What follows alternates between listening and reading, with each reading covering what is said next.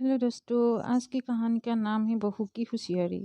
अगर आप लोगों को मेरी ये कहानी अच्छी लगी तो प्लीज़ मेरे चैनल को सब्सक्राइब कर दीजिए, बाजू के बेल आइकन को प्रेस कर दीजिए और लाइक कर दीजिए और कमेंट करना बिल्कुल भी ना भूलें। सुंदर नगर में सुंदर नाम की व्यक्ति रहता था। वो बड़ा मेहनती था। उसके 7 बेटे थे। वो भी अपने पिता की तरह खूब मेहनती थे। सुंदर की पत्नी का देहांत हो चुका था। सातों बेटे सुंदर राजा के यहाँ नौकरी करते थे। राजा उन्हें रोजाना उनकी मेहनत के बदले केवल 5 जौ के दाने देकर डाल देता था। घर आकर वो स्वयं भोजन बनाते थे। इतने कम अनाज में उसके परिवार का भला नहीं होता था। सुंदर के परिवार में अच्छी खुराक वाले सदस्य थे, इसलिए इतने कम खाने में वो हमेशा भूखे ही रह जाया करते थे। कई बार सुंदर के मन में राजा की नौकरी छोड़ने का विचार भी आया, किंतु ये सोचकर वो अपने विचार को मन से त्याग देता था कि यदि वो उसकी नौकरी छोड़कर किसी दूसरे शहर जाकर भी नौकरी करेगा तो राजा उसे अवश्य तलाश करवा लेगा और फिर उसको उसके परिवार से सूली पर लटकवा देगा। एक दिन सुंदर भोजन तैयार करने के लिए चूल्हे में आग दहका रहा था कि पड़ोस की एक बुढ़िया ने उसे आकर समझाया, ए सुंदर, तुम्हारे 7 जवान बेटे हैं, फिर भी तुम चूल्हा झुकते हो। तुम अपने बड़े बेटे की शादी क्यों नहीं कर लेते? घर में एक बहू आ जाएगी तो कम से कम तुम लोगों को चूल्हा तो नहीं झुकना पड़ेगा। उस बुढ़िया को शायद ये मालूम नहीं था कि सुंदर के बड़े बेटे नंद किशोर की 2 साल पहले ही शादी हुई थी। उसने इसलिए उसने सुंदर से ऐसा सवाल किया था। तब सुंदर ने बुढ़िया को बताया, सासी, नंद किशोर की शादी हुई तो 2 साल बीत चुके हैं, मगर उसने अपना वाक्य अधूरा छोड़ दिया और फिर चूल्हे में फेंक मारने लगा। क्यों रे, क्या हुआ सुंदर?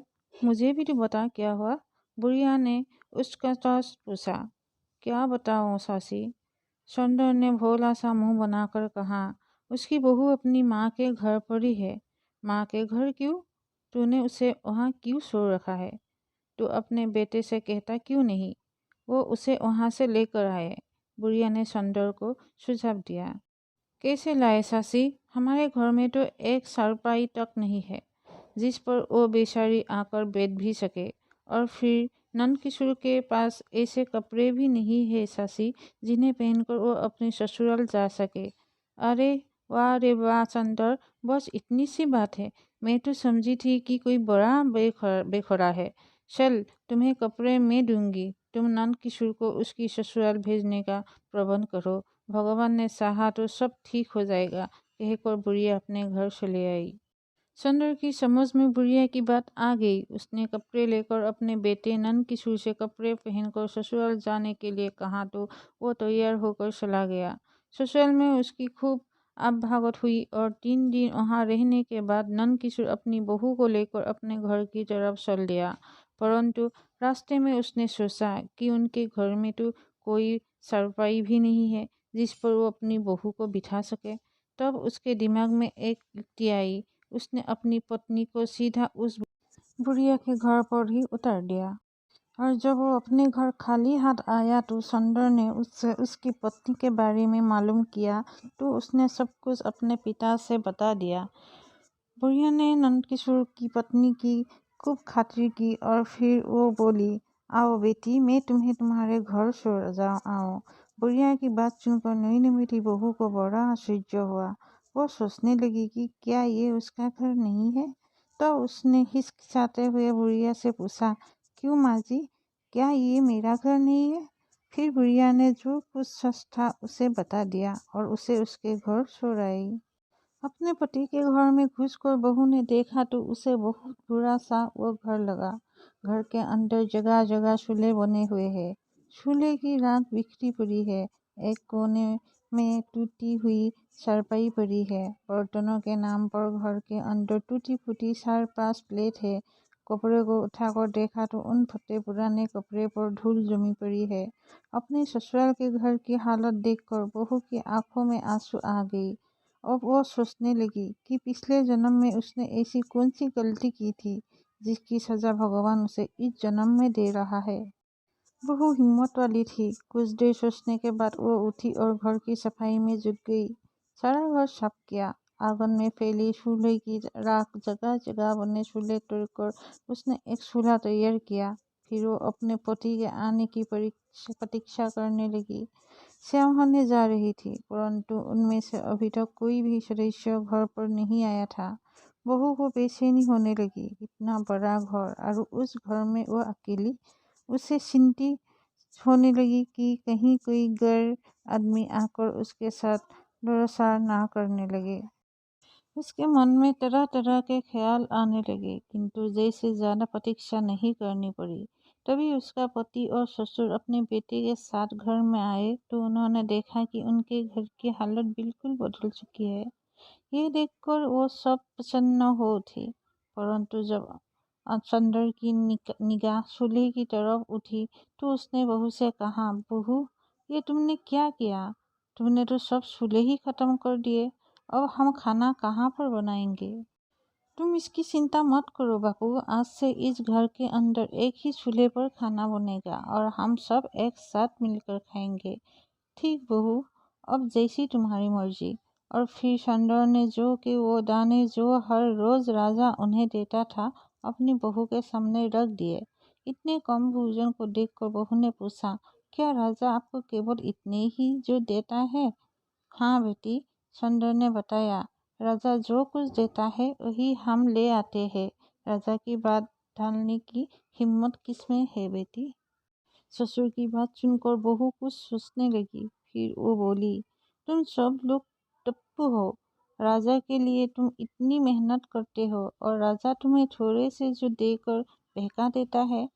कल तुम उससे कहना कि वो इससे 3 गुने जो दे तो काम करेंगे। उसको जरूरत होगी तो तुम लोग से काम कराएगा। और सुनो, तुम डरना मत।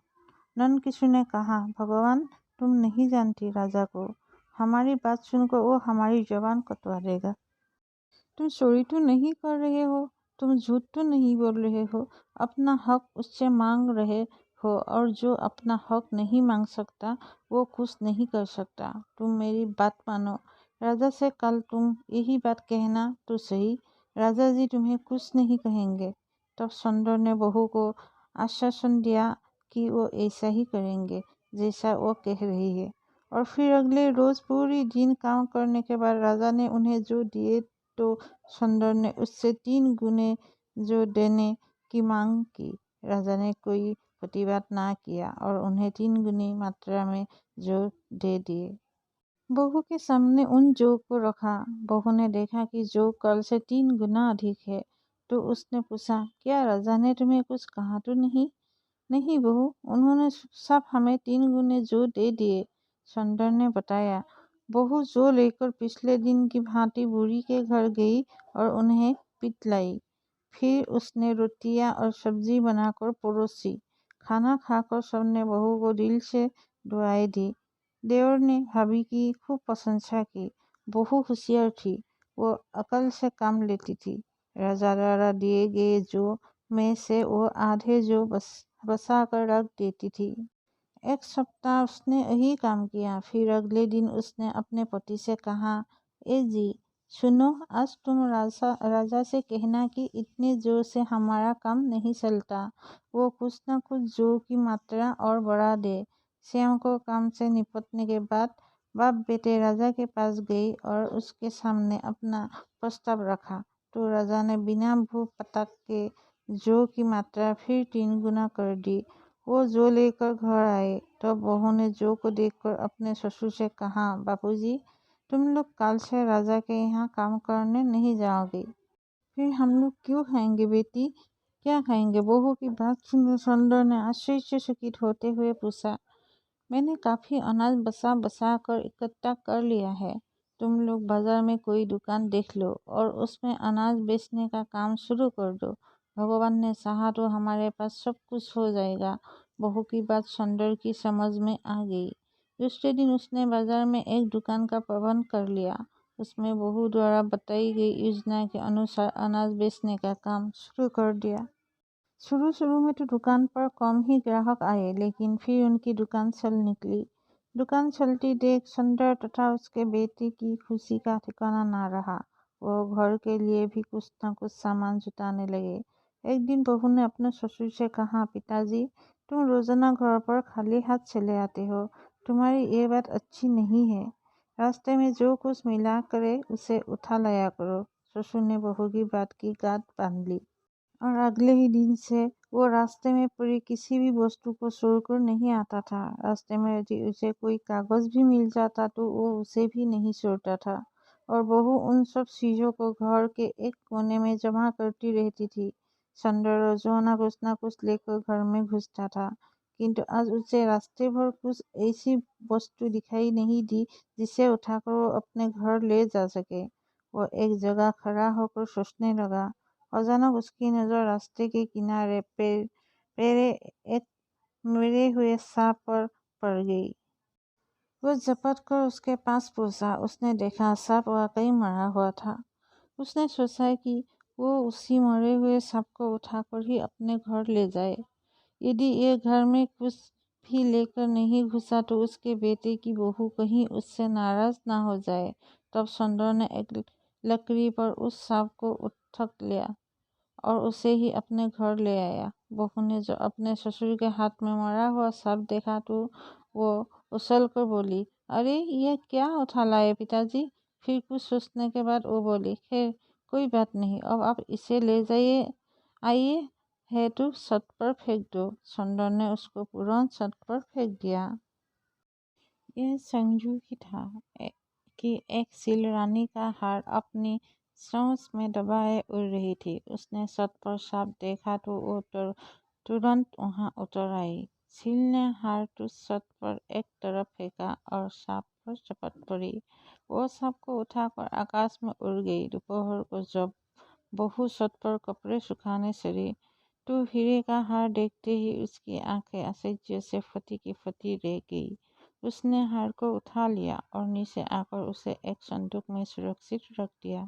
इस कहानी से यही शिक्षा मिलती है, परिवार में अधिक व्यक्तियों का होना अच्छा, लेकिन यदि ये सब के सब बुद्धिहीन हो तो इससे बड़ा अभिशाप और कोई नहीं हो सकता। यदि उस परिवार में एक व्यक्ति भी बुद्धिमान है तो वो अपने पूरे परिवार के नाम को खींच कर ले जा सकता है। जिस प्रकार सुंदर के बेटे की बहू ने उसके घर की काया ही पलट कर डाली। अगर आप लोगों को मेरी ये कहानी अच्छी लगी तो प्लीज़ मेरे चैनल को सब्सक्राइब, लाइक और बाजू के बेल आइकन को प्रेस कर दीजिए। धन्यवाद।